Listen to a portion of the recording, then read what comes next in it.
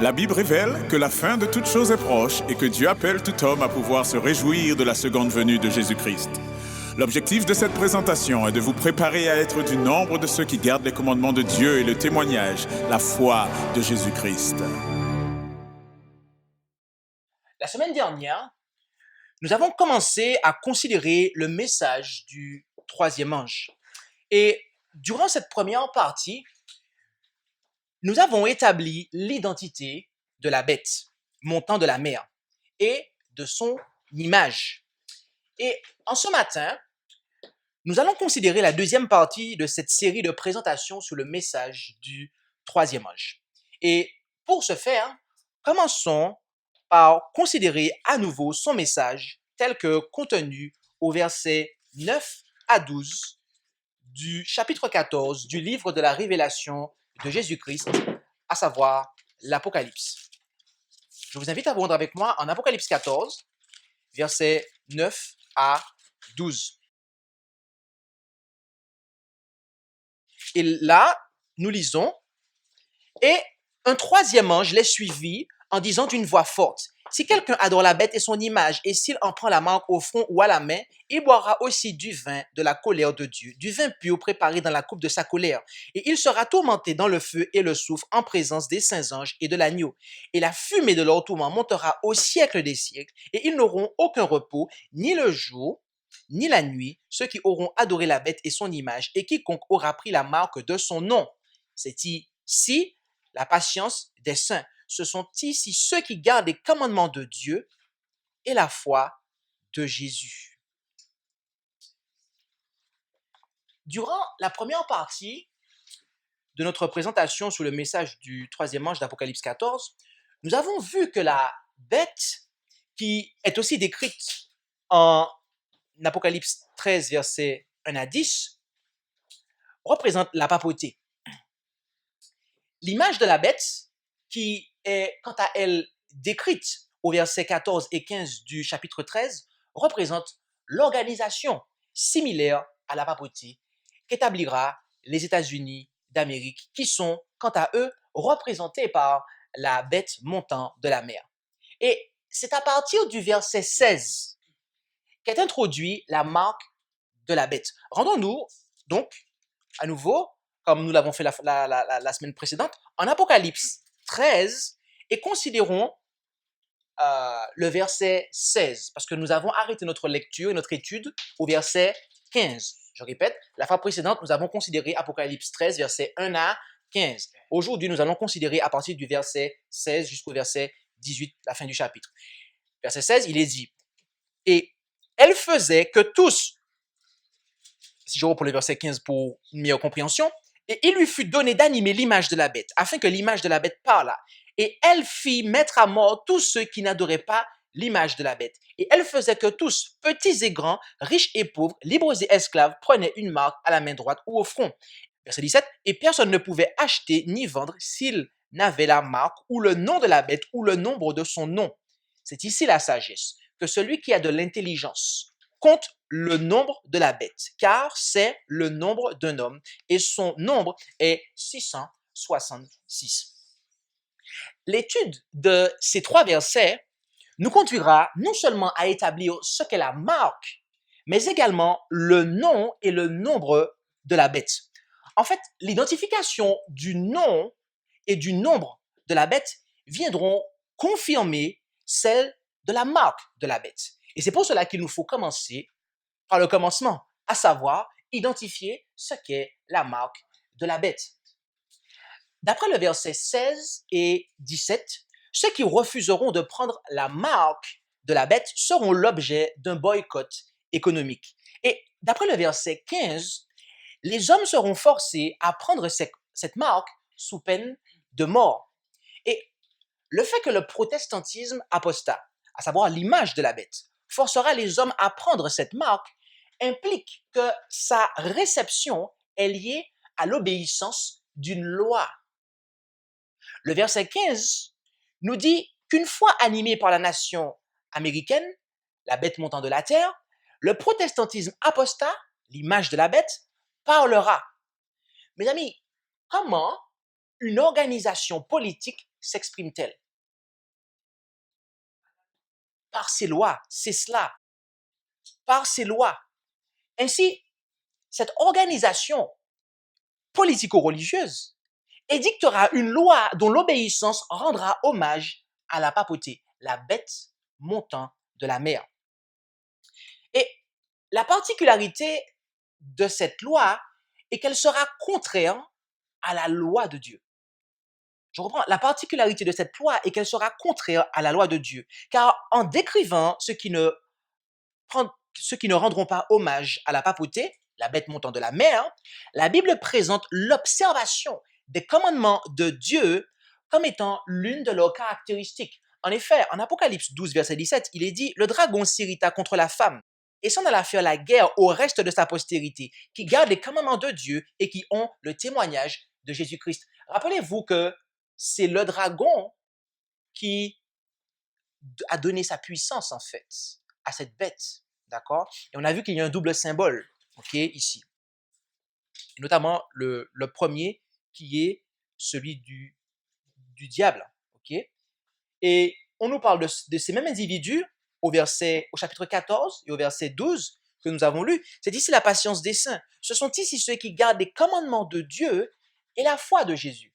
Donc, le fait que ceux qui ne prendront pas la marque de la bête se caractérisent, se distinguent par leur observation des commandements de Dieu implique que cette marque sera en opposition aux commandements de Dieu. Considérons à présent l'aspect du sceau de Dieu. Pourquoi je parle de cela? C'est parce que les adorateurs de la bête recevront sa marque sur leur front, notamment, tandis que les serviteurs de Dieu seront marqués au front de son sceau. Apocalypse 7, versets 1 à 4, nous lisons « Après cela, je vis 4 anges qui se tenaient aux 4 coins de la terre, retenant les 4 vents, afin qu'aucun vent ne soufflât ni sur la terre, ni sur la mer, ni sur aucun arbre.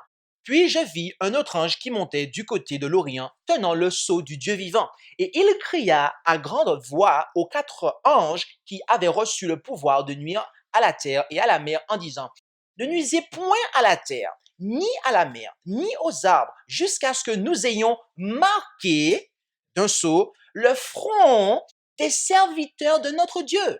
Et j'entendis le nombre de ceux qui avaient été marqués, 144 000 marqués d'entre toutes les tribus des enfants d'Israël. Notez qu'ici, il y a des personnes qui sont marquées au front. Et ces personnes-là sont les serviteurs de Dieu, en fait. D'accord? Ces personnes-là viennent s'opposer, en fait, à ceux qui sont marqués au front et qui suivent la bête, en fait. Étant contraire à la loi de Dieu, la marque de la bête est par conséquent en opposition au sceau de Dieu. De ce fait, l'étude du sceau de Dieu nous aidera à établir ce qu'est la marque de la bête. Le dictionnaire Robert nous donne la définition suivante concernant le sceau. Premièrement, c'est un cachet officiel dont l'empreinte est apposée sur des actes pour les rendre authentiques ou les fermer de façon inviolable. D'accord? Et il donne un exemple, le garde des sceaux. Deuxièmement, empreinte faite par ce cachet, cire, plomb portant cette empreinte, d'accord? Apposer son sceau sur un document scellé, d'accord? La première définition que nous donne le dictionnaire Robert est celle concernant l'instrument, d'accord? L'instrument peut être qualifié comme étant le sceau, en fait. Mais la deuxième définition est l'empreinte laissée par l'instrument, qui est aussi qualifiée de sceau, en fait. Donc, lorsqu'on parle du sceau, il nous faut avoir en tête ces deux aspects-là. L'instrument et l'empreinte laissée par l'instrument. Les deux sont qualifiés et peuvent être qualifiés de sceau. D'accord? Et il est intéressant de noter qu'un sceau officiel indique toujours les 3 mentions suivantes. D'accord? Premièrement, le nom du législateur. Prenons un exemple avec notre pays, celui qui en est à la tête. Le sceau du président de la République française en 2019 portera le nom d'Emmanuel Macron. La deuxième caractéristique, c'est son rang. D'accord? Quel est son rang à notre président? Justement, je viens de le dire, c'est qu'il est président en fait. Et la troisième caractéristique, c'est son domaine, son lieu d'exercice, à savoir la France. D'accord? Donc, il y a ces trois caractéristiques-là. Un sceau contient ces trois caractéristiques. Le nom du législateur, son rang, son domaine ou lieu d'exercice. Et voyez-vous, quelles sont les indications contenues dans le quatrième commandement? En effet, en Exode 20, versets 9 à 11, j'aurais pu commencer au verset 8, mais volontairement, je commence au verset 9. Il est dit, tu travailleras 6 jours et tu feras toute ton œuvre. Mais le septième jour est le repos de l'Éternel, ton Dieu. Là, on nous indique le législateur. Poursuivons. Tu ne feras aucune œuvre en ce jour-là, ni toi, ni ton fils, ni ta fille, ni ton serviteur, ni ta servante, ni ton bétail, ni l'étranger qui est dans tes portes, car l'Éternel a fait. Il a fait, il a créé. Donc, c'est sa qualité, c'est son rang. Il est créateur. Poursuivons. En 6 jours, les cieux et la terre, la mer et tout ce qui est en eux. Là, nous avons son domaine, son lieu d'exercice. Et il s'est reposé le septième jour. C'est pourquoi l'Éternel a béni le jour de repos et l'a sanctifié. Et voyez-vous, de manière intéressante, lorsque le premier ange nous demande de craindre Dieu et de lui donner gloire et de l'adorer, c'est les mêmes caractéristiques qu'il va donner. Remarquez, il va faire allusion aux mêmes caractéristiques. En effet, lisons versets 6 et 7. Et je vis un autre ange qui volait au milieu du ciel, portant l'évangile éternel pour l'annoncer à ceux qui habitent sur la terre, à toute nation et tribu et langue et peuple, en disant d'une voix forte, craignez Dieu, ok, le législateur, et lui donnez gloire, car l'heure de son jugement est venue, et adorez celui qui a fait. Là, à nouveau, on a son rang, sa qualité, le créateur. Le ciel, la terre, la mer et les sources d'eau, son lieu d'exercice, son domaine. Donc, en nous appelant en fait à adorer Dieu, le premier ange en fait nous ramène à la sanctification du sabbat en fait, à adorer Dieu en esprit et en vérité, en conformité à sa loi. Et donc, nous voyons ainsi que le sceau de Dieu est contenu dans le quatrième commandement. Et c'est pour cela qu'en Exode 31, verset 13, l'Éternel déclara, « Et toi, parle aux enfants d'Israël et dis, seulement vous observerez mes sabbats, car c'est un signe entre moi et vous dans toutes vos générations, afin qu'on sache que c'est moi, l'Éternel, qui vous sanctifie. » Donc ici, il est clair que le sabbat est un signe en fait. Il sert de signe entre Dieu et son peuple en fait. D'accord? Et vous pouvez aussi voir ça en Ézéchiel 20, versets 12 et 20. L'observation du sabbat du septième jour est pour le croyant dans son cœur le signe de son alliance avec Dieu. Et à travers ces trois textes que nous avons considérés concernant le sabbat, nous avons vu que parmi les 10 commandements de Dieu, le quatrième est le seul qui contienne son nom, son titre et son domaine. Il est l'unique commandement qui présente par quelle autorité le décalogue a été promulgué. Par conséquent, le sceau de Dieu, contenu dans le quatrième commandement, est la preuve de l'authenticité des 10 commandements. Et comme l'observation du sabbat du septième jour marque notre allégeance au Créateur, il s'ensuit que l'observation du dimanche marque, quant à elle, notre allégeance à la papauté. C'est en tout cas ce que nous confirment les autorités de l'Église catholique romaine. En effet, H.F. Thomas, le chancelier du cardinal Gibbon, déclara « Évidemment, l'Église catholique reconnaît que le changement est son acte. Et l'acte est une marque, dit-il, de son autorité ecclésiastique en matière religieuse. » D'accord? Donc, sans crainte, ils nous disent que c'est une marque de son autorité ecclésiastique. Louis Ségur, dans Plain Talk for Protestants, à la page 213, nous déclara: l'observation du dimanche par les protestants est un hommage qu'ils rendent malgré eux à l'autorité de l'Église catholique. Rappelez-vous de la signification du mot adorer. Adorer la bête et son image, que nous avons vu en Apocalypse 14, verset 9. On avait vu que cela avait pour sens de rendre hommage, en fait. D'accord? Et donc, c'est ce qui se passe, en fait. En sanctifiant le dimanche, on rend hommage, on adore la bête et son image. Henry Tuberville, dans Des Jours et Catéchismes à la page 59, dans une série de questions-réponses, déclara: comment prouvez-vous que l'Église a le pouvoir d'établir des fêtes tout du moins, et des jours saints? Réponse: par le simple fait qu'elle a transféré le sabbat au dimanche, ce que les protestants reconnaissent. Par conséquent, ils se contredisent naïvement en observant strictement le dimanche et en rejetant la plupart des autres fêtes commandées par la même Église. Question: comment prouvez-vous cela? Réponse: parce qu'en observant le dimanche, ils reconnaissent le pouvoir de l'Église d'ordonner des fêtes et de les imposer sous peine de péché. Stephen Keenan, dans A Doctrinal Catechism à la page 174, dans une série de questions-réponses, déclara quant à lui: question: avez-vous une autre manière de prouver que l'Église a le pouvoir d'instituer des festivités ou des préceptes? Réponse: si elle n'avait pas un tel pouvoir, elle n'aurait pas pu substituer l'observation du dimanche, le premier jour de la semaine, à celle du samedi, le 7e jour. Un changement pour lequel il n'existe aucune autorité scripturaire. Donc, ce changement relève de son autorité. D'accord? Ce changement relève de son autorité. Bien-aimé, le dimanche est la marque de l'autorité de la papauté, la bête montant de la terre. Par conséquent, le protestantisme apostat d'Amérique, l'image de la bête, promulguera une loi qui visera à rétablir la sanctification du dimanche. Et d'après Apocalypse 13, versets 8 et 12, les nations de la terre entière l'imiteront.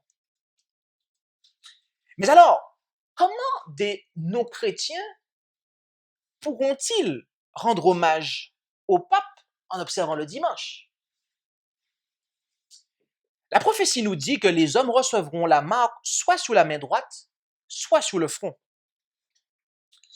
Voyez-vous, la répétition du décalogue figure au chapitre 5 du livre de Deutéronome. Et au sujet de l'observation des commandements, nous lisons ce qui suit au chapitre suivant.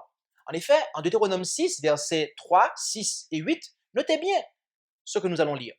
Tu les écouteras donc, ô Israël, et tu prendras garde de les pratiquer. Tu prendras garde de les pratiquer, je souligne, afin que tu sois heureux et que vous multipliez beaucoup au pays où coule le lait et le miel, comme l'Éternel, le Dieu de tes pères, te l'a dit. Verset 6. Et ces commandements que je te prescris aujourd'hui seront dans ton cœur. OK? Verset 8. Et tu les liras comme un signe sur ta main, et ils seront comme des frontaux entre tes yeux. D'accord? Dieu ne voulait pas simplement que les enfants d'Israël pratiquent ces commandements de manière purement formaliste, qu'ils les accomplissent, mais il voulait que ces derniers soient dans leur cœur. Ainsi, la main symbolise la pratique, le fait de se conformer, tandis que le front symbolise le consentement, la conviction. Par conséquent, ceux qui prendront la marque à la main seront ceux qui observeront le dimanche par complaisance, tandis que ceux qui la prendront au front seront ceux qui l'observeront en raison de leur croyance.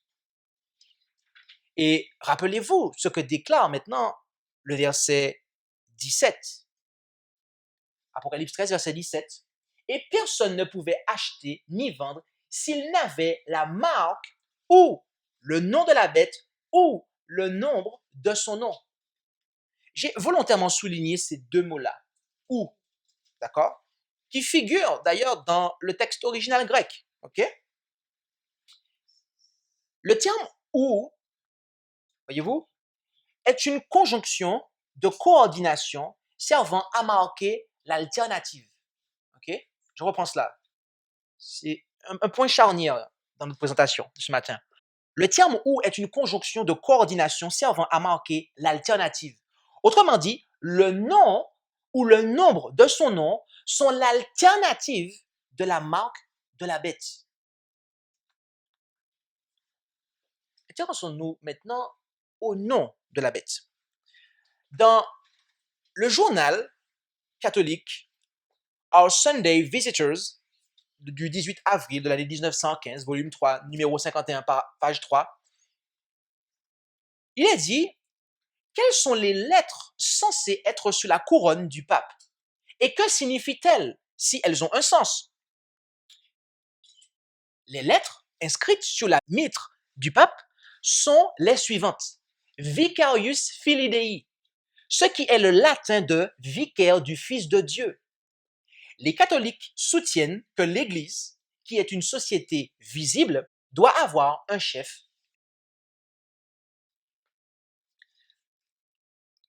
Ainsi, le nom officiel du pape, de la bête, d'après l'Église catholique romaine, est Vicarius Filii Dei en latin, ce qui signifie vicaire du Fils de Dieu. Mes amis, lorsque Dieu changea le nom de Jacob en Israël, cela était le symbole du changement de son caractère, d'après ce qu'on peut lire en Genèse 32 et notamment le verset 28 où il est fait question de ce changement. Ainsi, ceux qui auront reçu la marque ou le nom de la papauté auront en réalité reçu son caractère. De la même manière que ceux qui auront reçu le sceau ou le nom de Dieu, le Père, auront en réalité reçu son caractère, le caractère divin. Donc, il y a ici deux dimensions. Ceux qui reçoivent un caractère divin et ceux qui reçoivent un caractère humain, en fait. La prophétie nous parle de la bête et de son image. Mais voyez-vous, Dieu aussi, il a une image. L'apôtre Paul nous dit en 2 Corinthiens 4, verset 4 et en 1 Colossiens 1, verset 15 que Jésus-Christ est l'image de Dieu. Jésus-Christ est l'image de Dieu.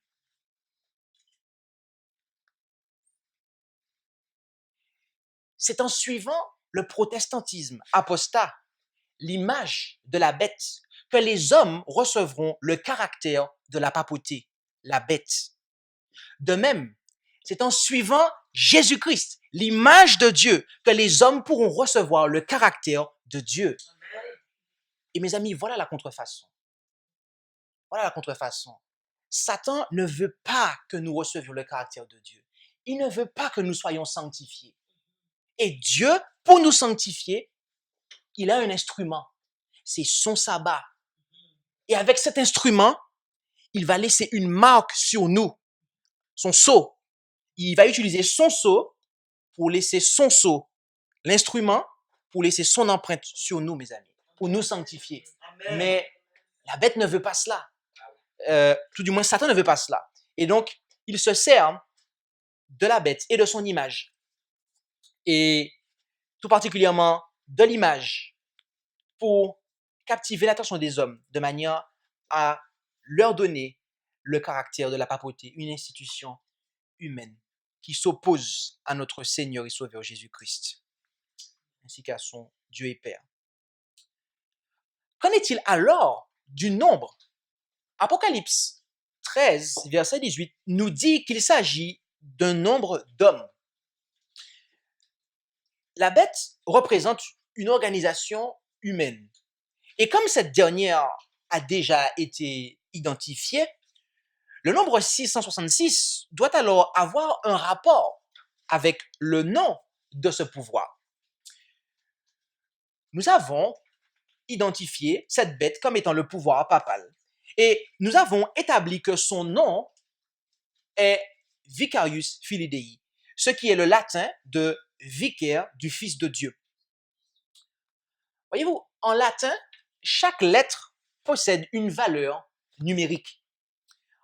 Et il est intéressant de noter que la valeur numérique du nom de ce pouvoir donne un nombre total de 666. Et je tiens à dire au passage ici que le V et le U en latin ont une valeur égale, similaire, d'accord? Donc, lorsque vous faites le calcul et que vous attribuez la valeur numérique qui convient à chaque lettre et que vous additionnez, vous obtenez 666, d'accord? Faisons un résumé de ce que nous avons vu jusqu'ici.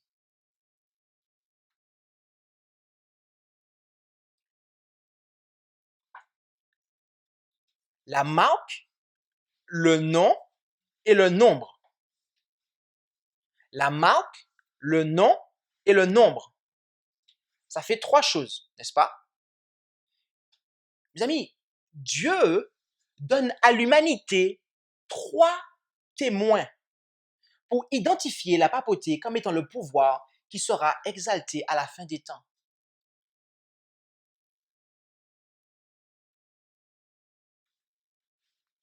Il donne 3 éléments pour montrer comment les hommes vont rendre hommage à Satan, l'ennemi de nos âmes, par le biais de cette organisation humaine religieuse corrompue.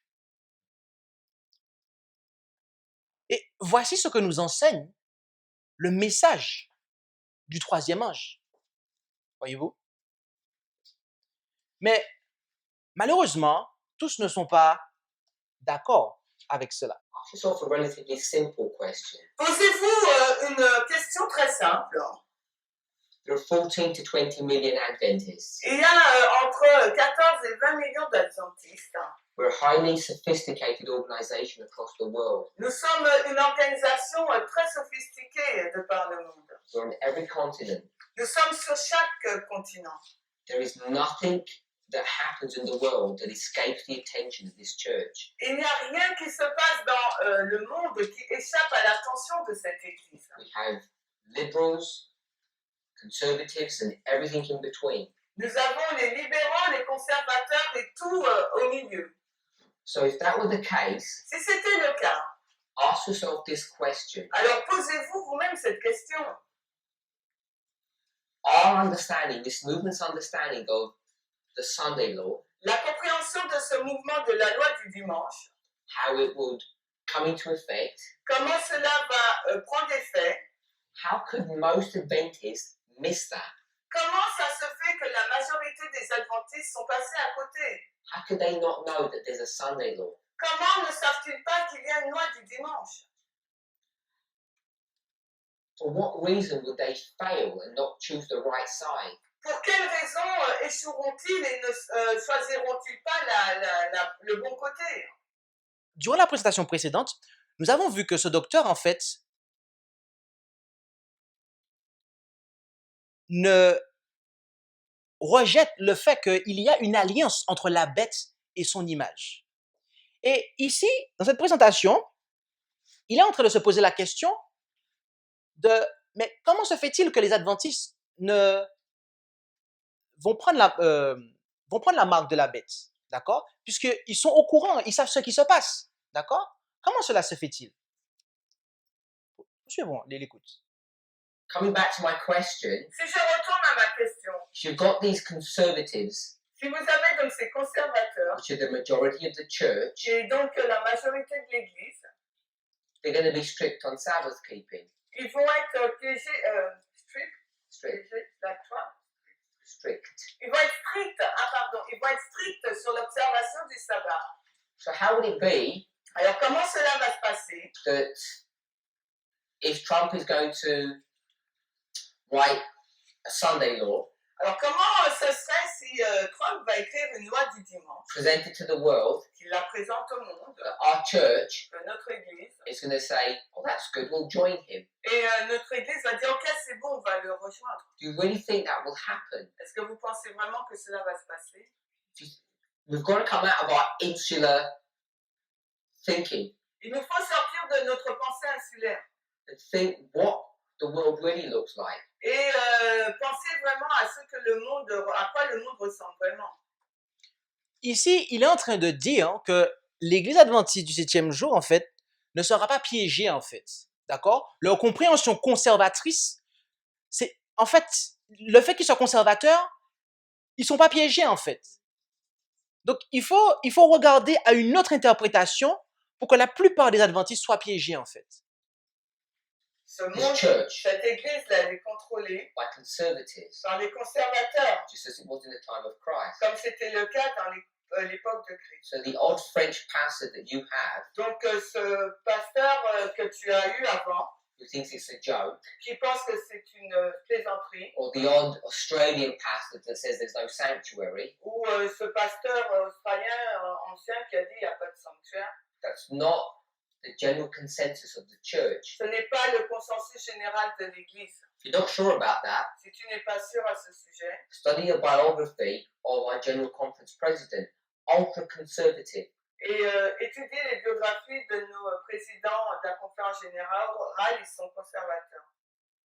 A total loyal person to the spirit of prophecy, Une personne totalement fidèle à l'esprit de prophétie. who defend it. Il va le défendre. He preaches from it. Il prêche à partir de ça. So we do not have a liberal church today. Nous n'avons pas une église libérale aujourd'hui.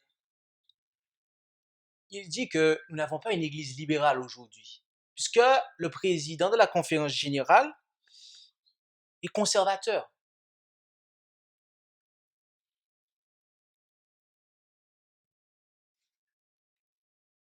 L'église adventiste du 7e jour, en 2019, est-elle conservatrice? Je veux dire, le président de la conférence générale est-il conservateur? And an attempt to actually change God's 10 Commandments so that the day of worship becomes one other than the seventh-day Sabbath.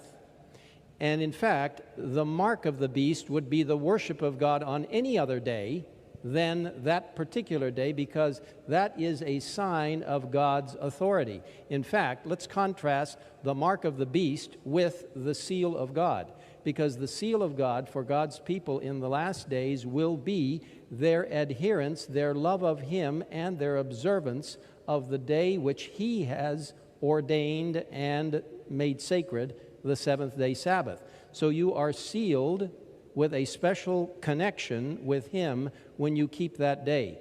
Anyone keeping a day other than that ultimately will be keeping the sign or the mark of the authority of the beast, which has changed the day of worship to another day. Mes amis, qu'est-ce que la Bible dit concernant la marque de la bête? On a vu, l'étude de la Bible nous a montré que la marque de la bête, c'est l'observation, la sanctification du dimanche. C'est clair. C'est la réponse de la Bible, mes amis. Vous pouvez faire ce que vous voulez, c'est la réponse de la Bible. Mais Ted Wilson dit que non, la marque de la bête, c'est l'observation de n'importe quel autre jour que le 7e jour. Ça veut dire que, en fait, le vendredi, la sanctification du vendredi par les musulmans peut être la marque de la bête. Et donc, de ce fait, la bête peut être l'islam, en fait. Est-ce là un enseignement conservateur? Non, c'est un enseignement libéral, mes amis. Comment des conservateurs peuvent-ils accepter la Trinité que combattaient les pionniers? Comment des conservateurs peuvent-ils rejeter l'expiation finale qu'enseignaient les pionniers adventistes? Comment des conservateurs, mes amis, peuvent-ils enseigner ce que Ted Wilson enseigne? Comment les conservateurs peuvent dire que la marque de la bête, c'est l'observation de n'importe quel autre jour que le sabbat du 6e jour?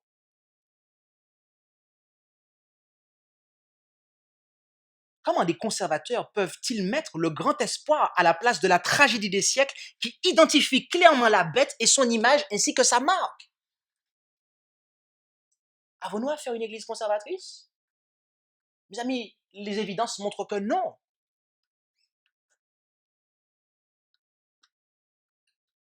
Mais le pire est à venir. And that's the same issue that we have. Et c'est le même problème qu'on a, nous. Someone says, Quelqu'un dit, I cannot understand the connection je ne comprends pas le lien between how you treat women sur la façon dont vous traitez les femmes, or Mexicans ou bien les Mexicains, and how that has got anything to do with the Sunday law. et comment cela a à voir avec la loi du dimanche. And we can't make that Et on connection. ne peut pas faire cette connexion. La façon de traiter les Mexicains, d'après lui, et la façon de traiter les femmes a un rapport avec la loi du dimanche, en fait. En fait, si vous réfléchissez quelques secondes, il est là en train de dire, en fait, que la loi du dimanche ne porte pas sur le dimanche, en fait. C'est sur autre chose, en fait. Donc, comme dans la leçon tout à l'heure, il y a un contenant, un contenu, en fait. OK? Il y a un contenant, mais le contenu, c'est pas ce qu'on croit, en fait. Vous ne me croyez pas? C'est pas grave. Écoutez-le et après on va écouter son élève. People watch these presentations. Parce qu'il y a beaucoup de personnes qui regardent ces présentations. And by the way, Mais au fait, there are many people who are not watching these il presentations, y a beaucoup de personnes qui ne regardent pas ces présentations. particularly Sister Tess's ones, Et celle de Tess. and they are going to fail these tests. Et ces personnes, échouer au test. Il a parlé de quelqu'un, de Tess. Il a dit qu'il y a des gens qui ne regardent pas ses présentations, notamment celle de Tess, d'accord? Qui était l'autre enseignante lors de cette école de faux prophètes, d'accord? Eh bien, écoutez ce que son élève, Tess, a déclaré de manière beaucoup plus audacieuse que lui, en fait, d'accord? Et ils sont tous les deux d'accord sur ça, en fait. Est-ce qu'il y a des pensées aux questions? What we're saying Ce que nous disons, is that there is no Sunday law. c'est qu'il n'y a pas de loi du dimanche. Sunday Le dimanche, is not an issue in our history. ce n'est pas un problème dans notre histoire. Because if we're going to take this history Parce que si nous prenons cette histoire and say it's Sunday, et disons que c'est le dimanche, we need to go up into this one nous devons aller dans la précédente and say it's southern cotton plantations. et dire que c'est les plantations alors dessus du coton. We need to take the principle. Nous devons prendre les principes. Ellen White does say Ellen White dit that Sunday is an issue que le dimanche est un problème during the Civil War. pendant la guerre civile. Sunday versus Sabbath. Le dimanche contre le sabbat. Because there's a national draft Parce qu'il y a un projet, oui, voilà, projet de loi that they can't keep. qu'ils ne peuvent pas garder. So you do have an issue of Sunday here. Donc là, on a un problème sur le dimanche. But this issue did not fill up the cup of America's probation. Mais ces problèmes ne remplissent pas la coupe de l'approbation de l'Américain. If we're going to talk about a full cup, Si on parle d'une coupe pleine, full of the sin of the nation, pleine des péchés de la nation, in this history, that issue is not Sunday. dans cette histoire, le problème, ce n'est pas le dimanche, It's slavery. c'est l'esclavage. Ce que nous disons, c'est qu'il n'y a pas de loi du dimanche, a-t-elle dit. Pourtant, ils parlent de la loi du dimanche. Ils vous disent, on va vous enseigner ce qu'est la loi du dimanche. Mais quand vous arrivez dans la leçon, il y a pas, ça ne concerne pas le dimanche, en fait. Ça ne vous fait pas penser à quelque chose, mes amis? Moi, ça me fait penser à quelque chose. Ah oui, ça me fait penser à la conférence générale, en fait, et l'Église adventiste du 6e jour moderne. Vous voyez de quoi je veux parler, là? Non, vous voyez pas. Vous voyez pas? Oui? L'expiation finale. La Bible nous dit que quand on arrive au jour du Yom Kippour, c'est le jour des expiations. Il y a une expiation qui a lieu ce jour-là. Mes amis, vous prenez l'enseignement de la conférence générale, ils vous disent que depuis 1944, il n'y a pas d'expiation. L'expiation a été faite à la croix, et c'est tout. Donc, on vous parle, vous allez peut-être voir le titre expiation, mais quand vous rentrez dedans, vous ouvrez la porte, coucou, il n'y a personne. Et là, c'est la même chose, en fait. C'est le même principe, en fait, séducteur, qui est appliqué ici, en fait.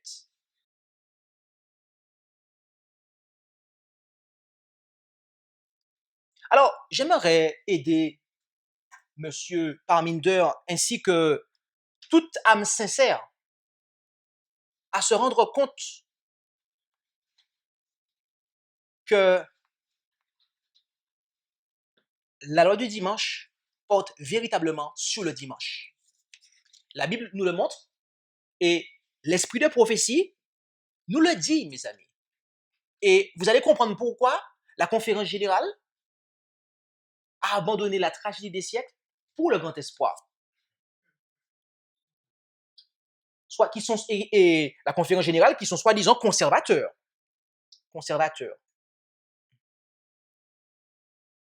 Mes amis, permettez-moi de vous dire qu'à l'heure actuelle, la conférence générale, elle est conservatrice des enseignements de la papauté. Voilà ce qu'elle conserve. D'accord? Conservateur ne veut rien dire.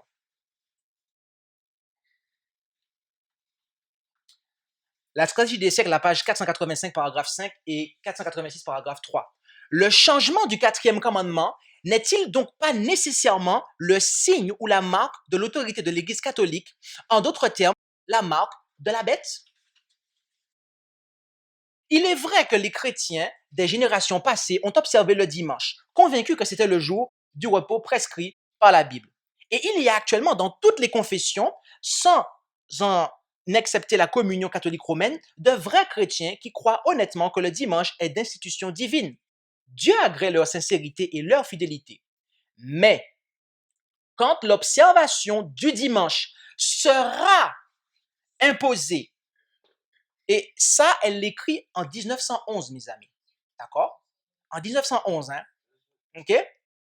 Mais quand l'observation du dimanche sera imposée par la loi et que le monde possédera la lumière sous le vrai jour du repos, celui qui alors rendra hommage à Rome plutôt qu'à Dieu adorera la bête de préférence à Dieu, adoptera le signe de l'autorité de la bête au lieu de celui de l'autorité divine et obéira aux lois humaines plutôt qu'à la loi de Jéhovah.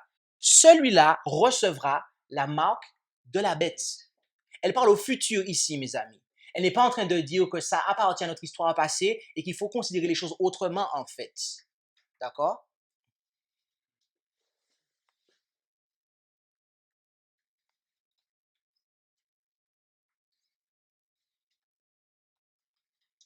La page 627, paragraphe 2. La prophétie du 13e chapitre de l'Apocalypse déclare que l'autorité représentée par la bête aux cornes d'agneau obligera la terre et ses habitants à adorer la puissance du pape, symbolisée ici par la bête semblable à un léopard. La bête à 2 cornes doit aussi ordonner aux habitants de la terre de faire une image à la première bête.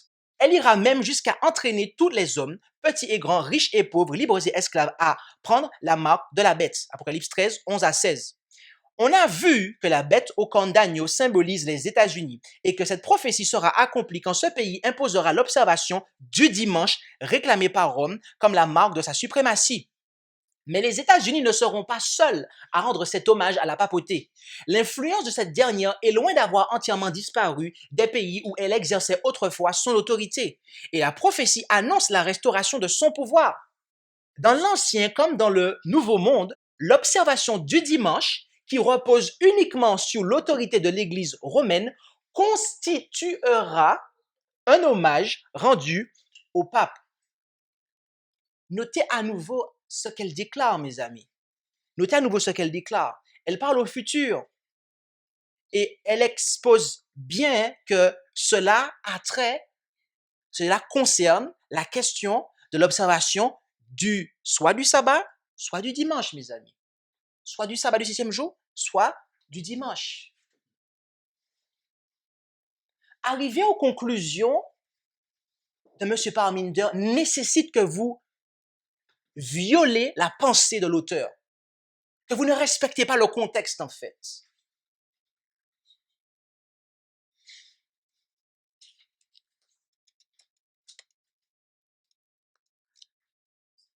Il y a un 3e texte qui vient exterminer cette théorie que M. Parminder est en train de répandre avec son élève. C'est à la page 677, paragraphes 1 et 2. Et là, c'est à la toute fin, mes amis, lorsque Satan se présente. Et là, c'est clair.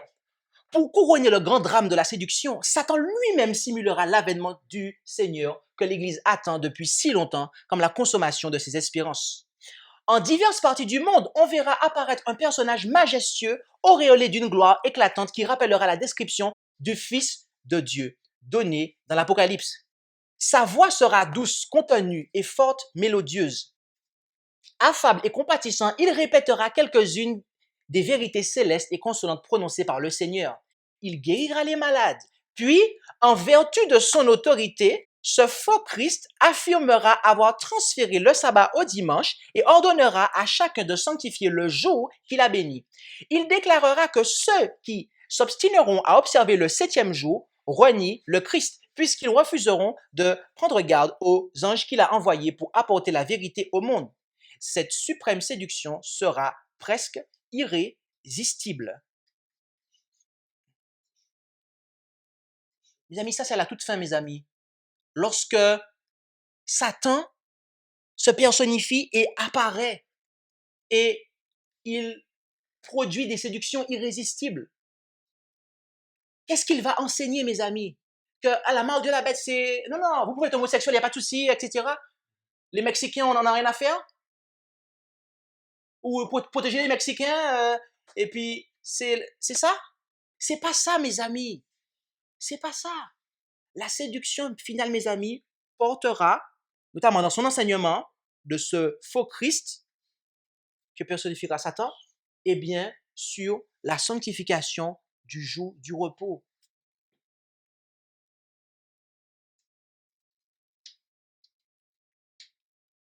Et poursuivons le paragraphe suivant. Mais le peuple de Dieu ne se laissera pas mystifier. Les enseignements de ce faux Christ ne concorderont pas avec ceux des Écritures.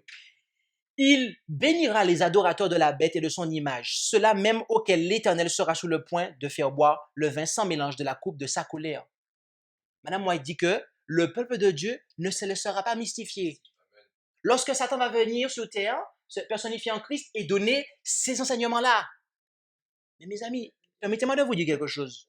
Vous ne pourrez pas faire partie de ce peuple de Dieu qui ne se laissera pas mystifier si vous écoutez M. Parminder. Parce qu'en écoutant M. Parminder, vous êtes déjà mystifié, mes amis. Vous êtes déjà trompé. Parce que vous ne savez même plus d'où vient le problème, ce qu'est le problème, ce sur quoi va porter la controverse. Encore une fois, je n'ai rien contre cet homme, humainement parlant, mais je combats avec puissance et force son enseignement, car il est terriblement faux. Et je le dis avec autorité, tous ceux qui vont écouter son enseignement vont périr, mes amis. Tous ceux qui vont écouter l'enseignement qui est donné depuis plusieurs années, et j'ai déjà fait plusieurs vidéos là-dessus, toutes ces personnes vont périr, mes amis. Ils seront tous piégés, mes amis. Parce qu'ils ne respectent pas l'esprit de prophétie. Ils pensent interpréter mieux que personne l'esprit de prophétie. Mais permettez-moi de vous dire quelque chose. La Bible s'interprète par elle-même. Amen. Et l'esprit de prophétie, c'est la même chose. Elle s'interprète par elle-même. Si je meurs aujourd'hui, vous pouvez arriver à ces conclusions-là, mes amis. Il n'y a pas de problème pour ça. Mais si cet homme meurt, plus personne ne peut défendre ça, mes amis. Parce que c'est lui qui apporte ces lectures-là, en fait. Ça ne se tient pas, mes amis. Le contexte ne permet pas d'arriver à une telle conclusion.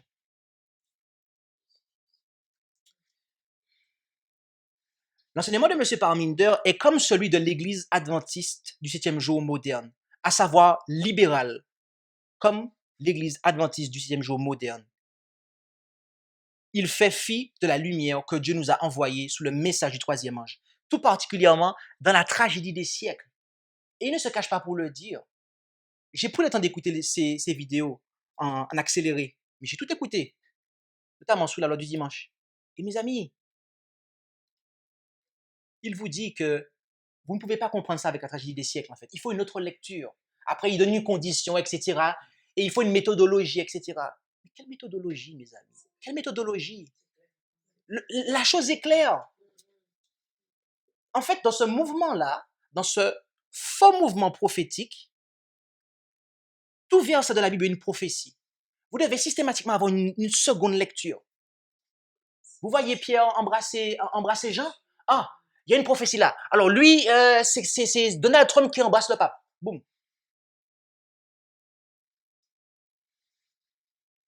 Excusez-moi, mais c'est ridicule. C'est ridicule, mes amis. Cette interprétation de la Bible est purement ridicule, mes amis. Les pionniers seraient là vivants. il serait estomaqué d'entendre ces gens-là prêcher. Il serait estomaqué d'entendre ces gens prêcher.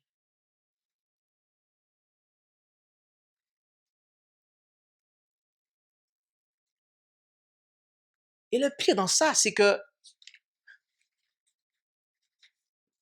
les gens ont dû payer 1000 euros pour apprendre ça. Cette école de prophète, là, ça a coûté 1000 euros aux gens. Les gens ont payé 1000 euros pour apprendre comment prendre la marque de la bête. Pour apprendre cet enseignement erroné là qu'il a distillé. Ça leur a coûté 1000 euros, mes amis, cette école de prophète. 1000 euros.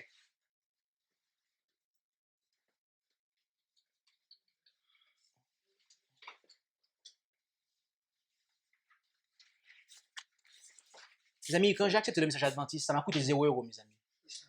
Amen. Quand j'ai accepté le message adventiste, mes amis, tel que nous l'avons, tel que la Bible enseigne, tel que l'esprit de prophétie le confirme, ça m'a coûté 0 euros, mes amis. J'ai reçu gratuitement l'évangile. J'ai appris gratuitement comment ne pas suivre le pape.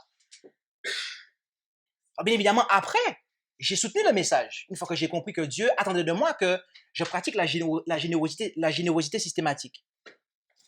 Mais vous faites les gens payer 1000 euros pour apprendre ça? Ce qui est complètement faux.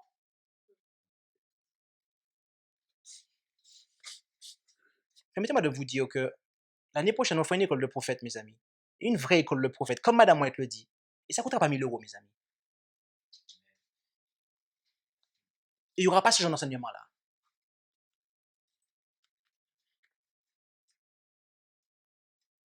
Une loi du dimanche sans dimanche. Un jour des expiations sans expiation finale. Et pourquoi pas un évangile sans Christ?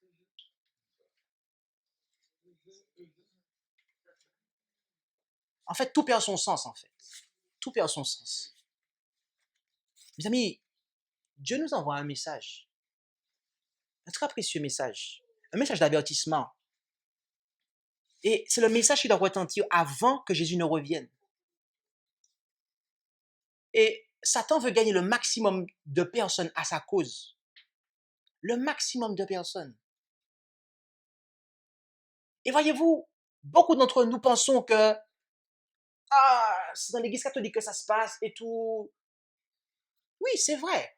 C'est vrai. C'est là que Satan a son chef-d'œuvre comme d'esprit de prophétie, dans la papauté. C'est le chef-d'œuvre. Et certains disent aussi, mais chez les protestants aussi, ces gens-là, ils sont égarés, c'est la séduction. Oui, c'est vrai, il faut la marque de la bête. Il faut l'image de la bête, c'est vrai, oui, tout à fait. Mes amis, dans le mouvement adventiste même, Satan est en train d'œuvrer. Que ce soit au niveau de la conférence générale, mes amis, de l'église actuelle.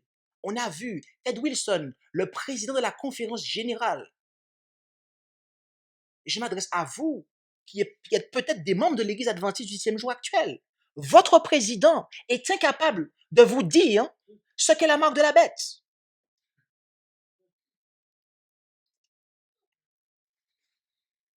Et prenez vos croyances fondamentales.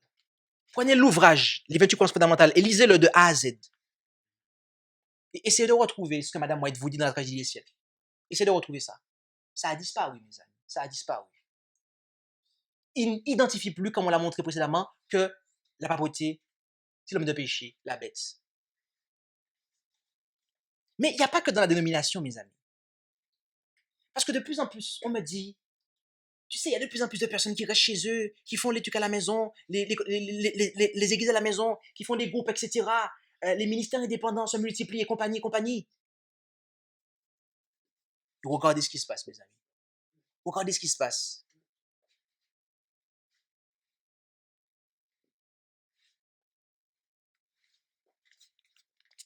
Mes amis, Satan vient nous chercher là où nous sommes.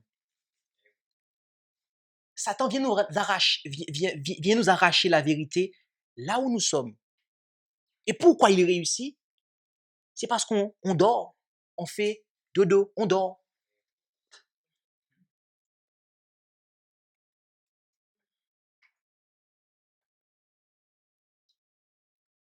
Plaise à Dieu que nous puissions nous réveiller, mes amis.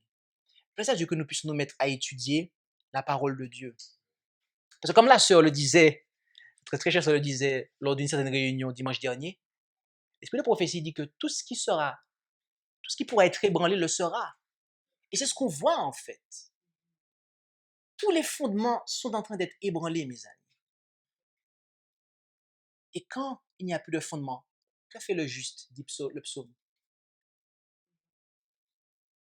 Mes amis, nous devons connaître notre message. Vous pensiez que vous aviez étudié le message des 3 anges. Vous pensez que vous connaissez le message adventiste. Permettez-moi de vous dire que vous devez le connaître encore mieux. Parce que ce que vous pensez connaître, Satan va venir vous l'arracher. Et si vous ne savez pas combattre avec la parole de Dieu, il va vous l'arracher. Parce que là, dans ces écoles de prophètes, il y a des gens qui sont des adventistes, qui sont adventistes avant même que moi-même je sois adventiste. Et ces gens-là écoutent ça. Comment se fait-il? C'est qu'ils n'ont pas compris le message, en fait. C'est aussi simple que ça. C'est que vous n'avez pas compris le message. Parce que Jésus, quand Satan vient dans le désert pour lui parler, Jésus n'a pas besoin d'ouvrir la Bible, d'ouvrir l'Ancien Testament. Jésus connaît déjà le message. Et il lui dit, il est écrit. Amen. Ça veut dire que, mes amis, quand un faux prophète vient devant vous et qui vous donne un enseignement erroné et que vous avalez ça, c'est que vous ne connaissez pas le message. Vous pensiez connaître le message, mais vous ne connaissez pas le message, mes amis. Et du coup, vous êtes piégés. Vous êtes piégés. Mais la foi de Jésus que nous devons avoir, mes amis, nous conduit à connaître le message. Et dès qu'on entend quelque chose qui ne sonne pas clair, tout de suite, les alarmes s'allument et on dit stop. Merci beaucoup. Rentre chez toi. On s'arrête là. Systématiquement. C'est comme ça que Dieu veut que nous soyons, mes amis. C'est pour cela que nous devons connaître le message, mes amis. Car l'ennemi désire nous avoir avec lui. Puissions-nous nous préparer, mes amis. Puissions-nous affermir notre foi, de sorte que nous soyons de ceux qui gardent les commandements de Dieu et la foi de Jésus. Amen. Merci d'avoir écouté cette présentation avec intérêt. Pour plus d'informations, consultez notre site internet lereste.org et suivez-nous sur Facebook ainsi que sur YouTube à @lereste. Vous pouvez aussi nous contacter par email à info@lereste.org ou par téléphone au +33 6 12 60 13 69.